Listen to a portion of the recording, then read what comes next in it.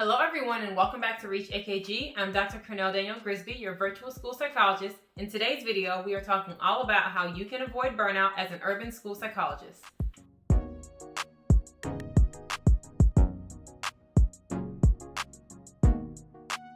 So I personally feel like being an urban school psychologist is like the best career ever. Hello, that's why I went into the field, It is really easy to feel burnt out and overworked because there's often really heavy caseloads and you're working with schools that are overcrowded and have a lot of students with a lot of needs. But I can assure you that implementing these 5 tips will help you be a lot more successful and to feel more fulfilled and effective as an urban school psychologist. So it's really important that you build rapport and establish strong relationships with the individuals that you work with on a daily basis.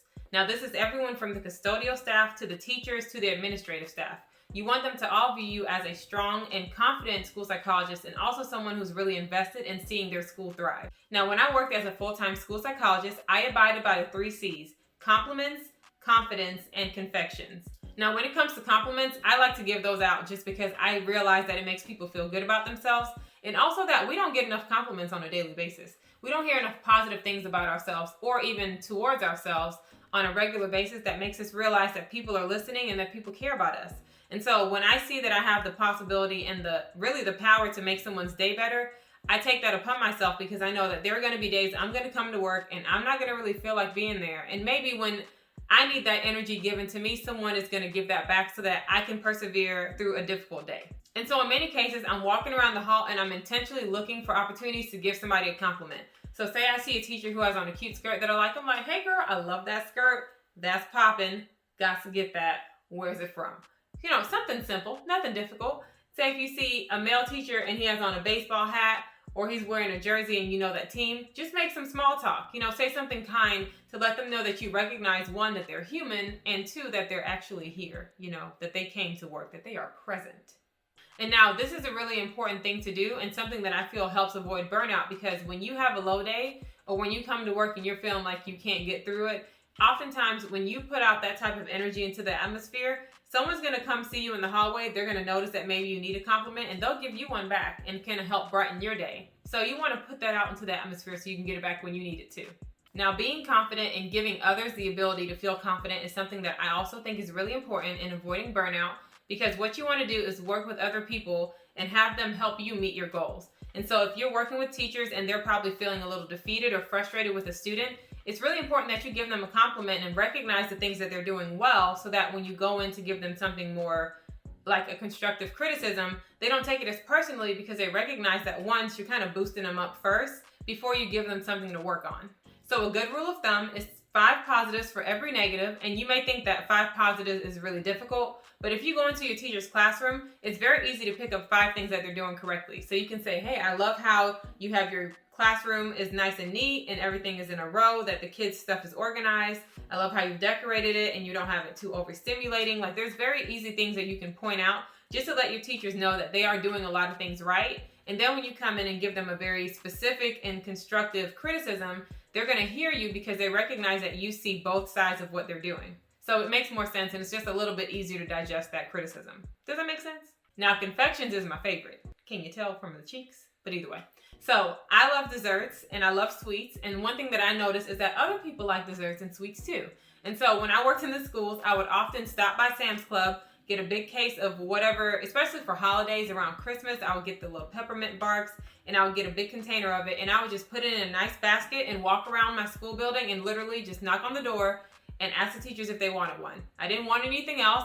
And I would interrupt class on purpose because in most cases, I'm going to interrupt their class to pull a student out for testing or to discuss a difficult case.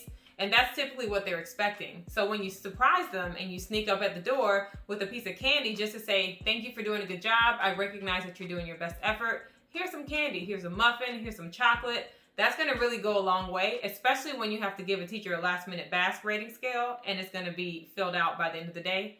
They're more likely to do what you want them to do in those settings when things are last minute if you're showing them on a regular basis that you care about them and that you value their efforts as a teacher. And I know that oftentimes around the holidays, they'll put things in a teacher's lounge or in their mailboxes, but teachers have to leave their classroom to go get that, or even other staff members like the custodial staff, the cafeteria workers. And so I just find that it's really important to take time out of my day as a school psychologist and go to everyone in the building, not just the teachers, but all the staff members, and just share something sweet with them to let them know that I recognize their efforts and I appreciate them. It really comes in handy with the custodians when you get locked out your office on several occasions, like somebody who shall remain nameless. Now, the second tip that I think is really helpful in avoiding burnout is consulting with your colleagues.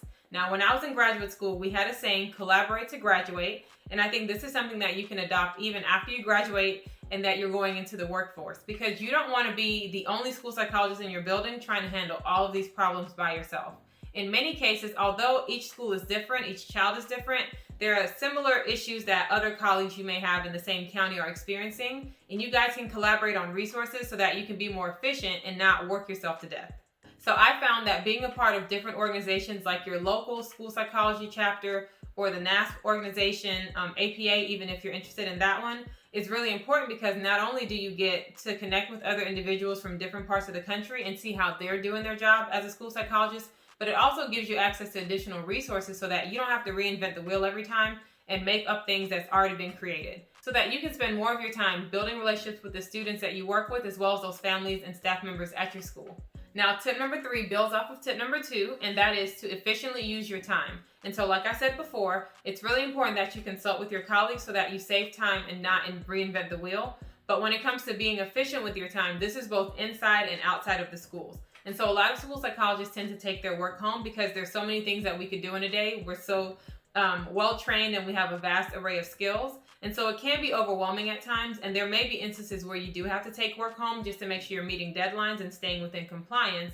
But you want to be aware of your time management and make sure that you're doing a variety of things so that you don't get too burnt out doing one thing all the time. So something that I did when I worked full-time, even after I graduated, was that I continued to track my hours and to see what I was spending most of my time doing. And so this was important for me because I wanted to recognize that if there were trends in the way that I was using my time, that it helped me kind of structure my day a little bit better. And so if I found that it was easier for me to write reports on this day of the week and then maybe do consultations on this day, using that time tracker was helpful, because then I could see that, if I want to dedicate time to doing that, I'm going to feel better knowing that if I focus on writing reports today, I can do consulting on this day. And so I found that to be very valuable and allowed me to kind of have something to look forward to, especially when I was doing a task that was pretty mundane that I wasn't really interested in. That was a way to balance it out so that I didn't get too burnt out. Now, tip number 4 in being an effective urban school psychologist and not getting burnt out is to make sure that you're advocating for students. And although this is not always something that you can control fully by yourself, because we are a part of a team, right? We work with other people and we collaborate. It is really important that because you're in a position of power, that you recognize that influence and you use that to help support the students who are in need, especially students who are probably being unjustly treated in the school system and those who are experiencing different environmental factors that they can't control. And being aware of some of the difficulties that your students can face, it's really important that you step up in that situation and you advocate for students. And I can assure you that there may be instances where you may feel uncomfortable, maybe in the meeting, when you have to step up and say something that goes against the group or the majority vote. But I can guarantee you that's going to save you a lot of time when you leave that office, because you're not going to ponder on, I wish I would have said something, or feeling like you regret your decision, because you spoke up and you advocated. And so in that, you're going to feel more fulfilled in the fact that you're actually doing what you wanted, which was supporting these kids, especially in high need schools. And it'll help you feel a little bit more confident in your abilities, as well as give you that peace of mind to know that you're doing a great job and you're doing the right thing.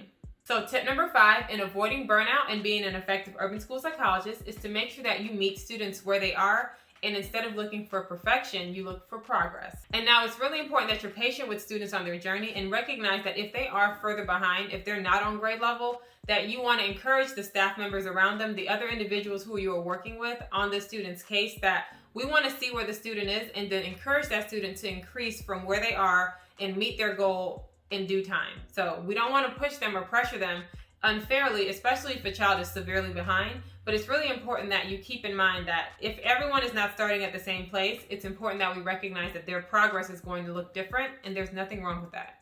One of the things that I found to be quite difficult was seeing a student who was not on grade level be pushed to get on grade level by the end of the school year. And oftentimes, if a student is struggling academically, there are other factors that are impacting this, and it's more than just maybe a learning disability. There may be some environmental factors at home that's causing them to have a difficult time getting their work done and staying engaged. And when that happens, it's really important that you consult with that student either one-on-one or in a small group meeting with another teacher or someone that they trust, and really get to the bottom of what's going on and see where that student actually is.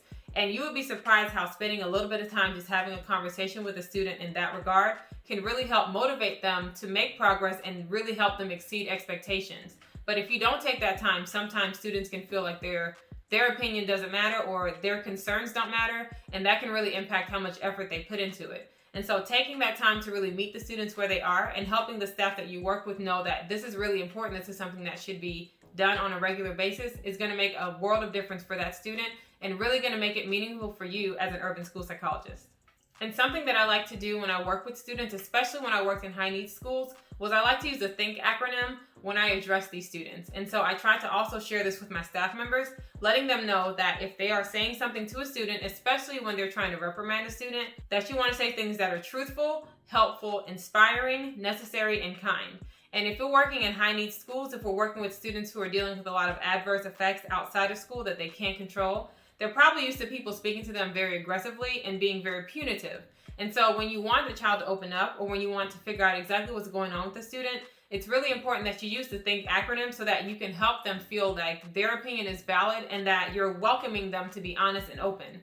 So if you don't know how to use the THINK acronym to effectively communicate with students, I'm going to put a card here as well as link below the video that I created on how you can use this acronym when working with children.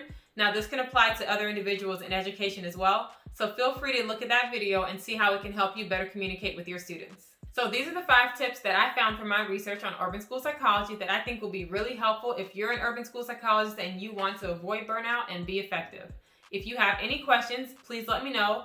Comment down below and let me know what you think about these 5 tips, and if you feel like it's something that you found to be helpful in your career as a practicing school psychologist, or even things that you think will be helpful when you enter the field if you're in graduate school. Now give this video a thumbs up if you like the content. We upload new videos every Sunday and Wednesday, so be sure to subscribe to our channel and come back and see us so we can help you strive for excellence and reach for success.